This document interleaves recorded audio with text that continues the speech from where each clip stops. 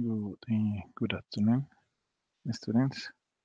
Mm, Today I am going to talk about of economic integration.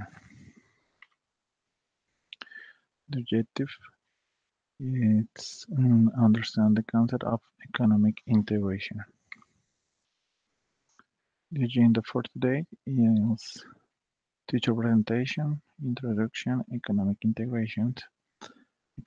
integration modalities, objective, structures, reasons that justify an integration process, economic integration advantage and disadvantage, and most important agreement for Colombia. And conclusion. Okay, and my name is Oscar Julian Cardoso. I am a civil engineer, magister in business administration, specialist in management of projects. And if you want to contact me, you can do it today at telephone number 5460 600 extension 1319 or the email julian.cardoso@umb.edu.co. Okay.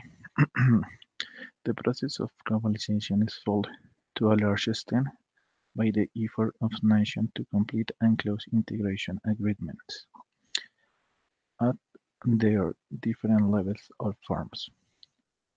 The internalization of companies, mergers, and international trade are factors that influence that the way toward economic integration of nations. At the end of the existence, the government of Colombia, in order to guarantee the economic growth of the country, the welfare of its inhabitants, and prepare the national economy for its development in a globalization, excuse me, in a globalized world.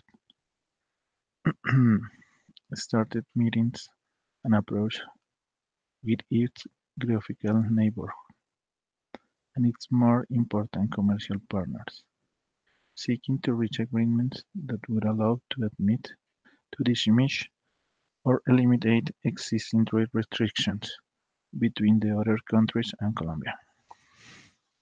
So, what is economic integration? Economic integration can be defined as a situation or as a process.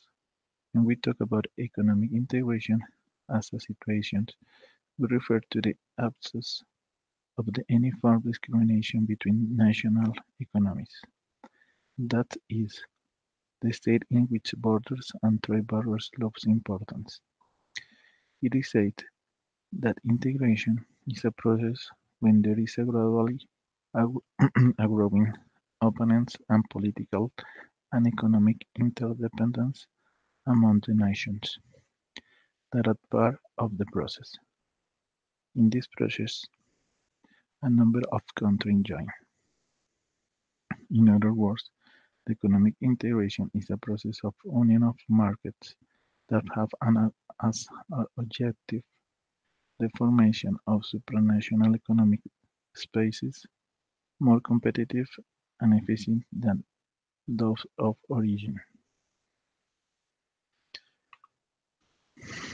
What are the integration modalities? These are bilateral agreement signed between two countries. Multilateral agreements are signed among many countries with the aim of gradually eliminating trade barriers. Regional integration formulas pursue a more ambitious and specific objective. Its objective is to form a single market. What are the economic integration objectives? These are: first one, elimination of obstacles to trade at the free movement of goods, merchandise and people, the reduction and transport costs, implementation of common policies in different sectors of the economy, establish tariff or external tariff for non-member countries, increase trade among members countries, reduce the risks that generate situation of uncertainty in a global economy.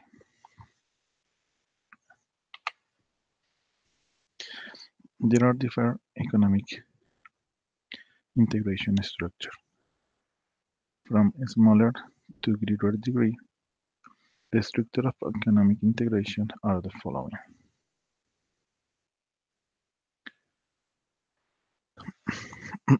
Preferential trade. It is the most basic form of economic integration that exists and consists of agreement between two or more countries to reduce tariff among themselves. Free trade area.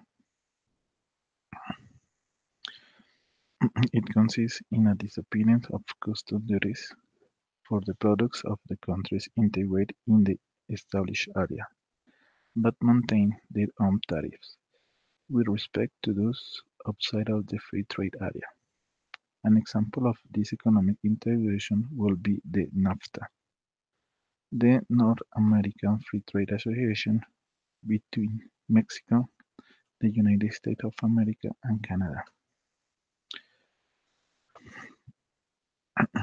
Custom Union is a free trade area whose members adopt a common tariff with respect to import from third countries. Common market. This one.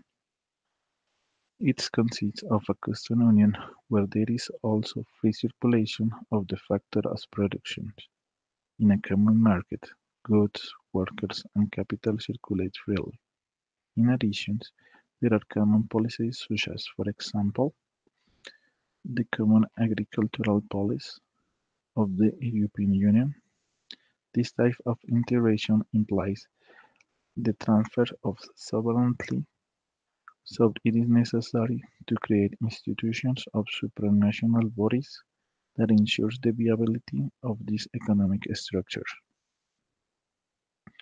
Economic Union. It's a common market where currency and economic and monetary policies are common. In this case, the assignment of sovereignty is even greater than in the common market, because when adopted a second currency, each country undergoes a common monetary discipline to maintain exchange rates within authorized margins. And the last one is the total economic integration. It will be the next step to economic union. It implies the unification of the decision of fiscal policy and monetary policy under a supranational authority.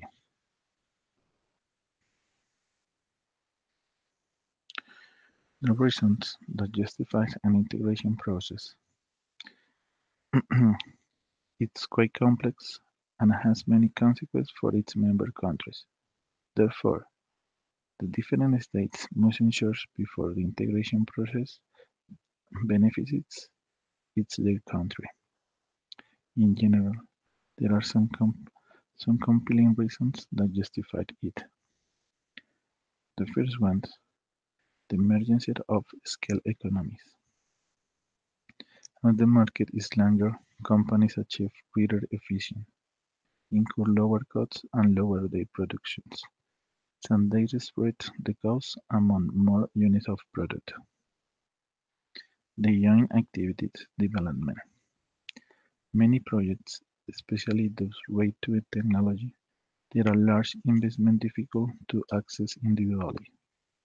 So an integration process great, greatly facilitates these tasks. In this case, for example, of the European Space Program. Great specializations. Mm, If they're not protectionist barriers, it's easy to develop or enhance the comparative advantage that a country has in relation to the other countries, which is for economic integration, because there is no need to worry about tariff of or cumbersome producers that make it more expensive and they make it difficult respectively. Greater power of negotiation with other countries. Negotiating in blocks has more power and advantage than if the countries negotiate individually. Greater, greater productive efficiency with the elimination of tariff barriers. There are more companies competing in the same market, which intensifies competition. As a result, companies become more efficient and improve the quality of the products while reducing their prices.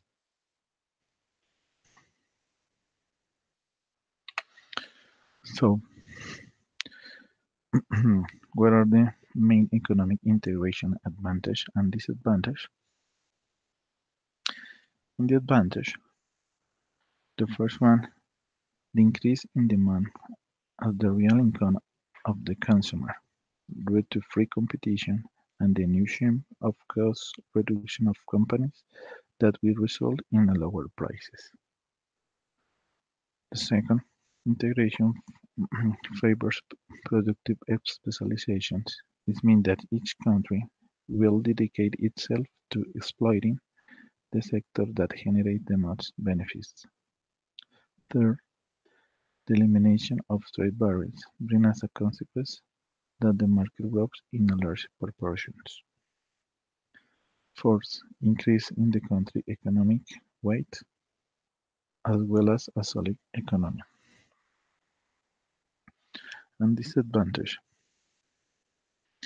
integration brings disadvantages to the countries with less efficient or less open production systems, since the elimination of trade barriers means greater competition between producers, and if there are not efficient run the risk of losing the market. Depending on the level of integration, there is loss of sovereignty among the members who made the agreement. Also, with the integration increase the imports.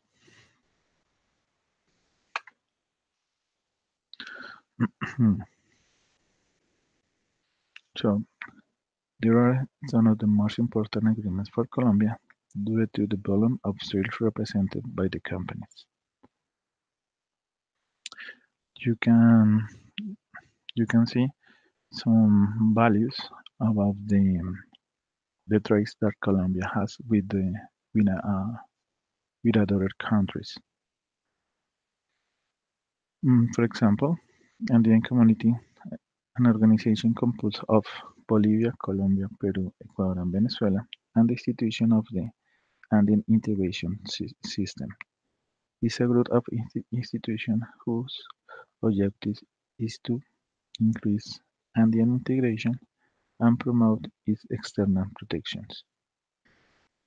It originated on May 26 in 1969 when a group of South American countries wrote the Cartagena Agreement, also known as the Andean Pact. The main objectives of the Andean Community are promote the balanced development of its member countries in conditions of equity, accelerate growth through integration and economic and social cooperation, promote participation in the progress of regional integration with a view to the gradual formation of a Latin American common market, to seek a continuous and constant improvement in the standard of living of its inhabitants. Another one is the group of 3G3 FTA,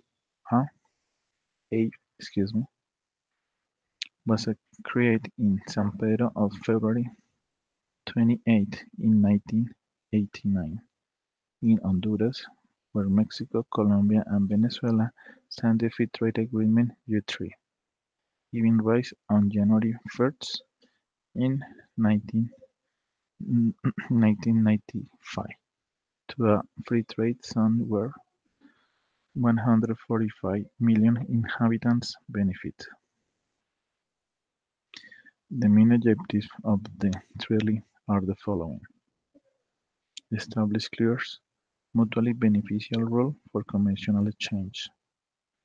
Guarantee broad and secure access to the free market through the gradual elimination of tariff. Strengthen the bond of friendship and cooperation among members countries.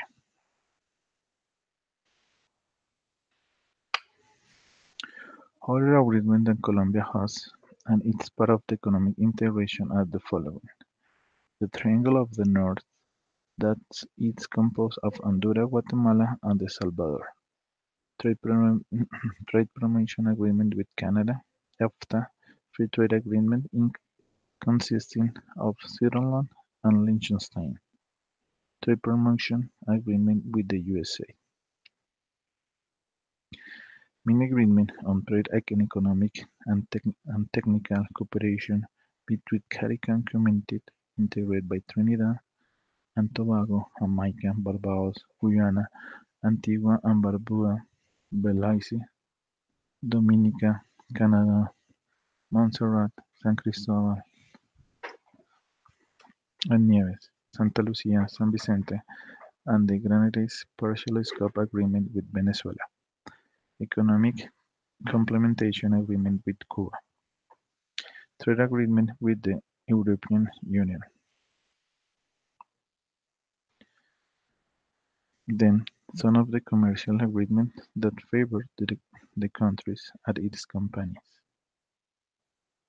Free trade agreement between the Republic of Colombia and the EFTA state was signed of November 2025 in 2008 and approved by the law 1362 of January 7.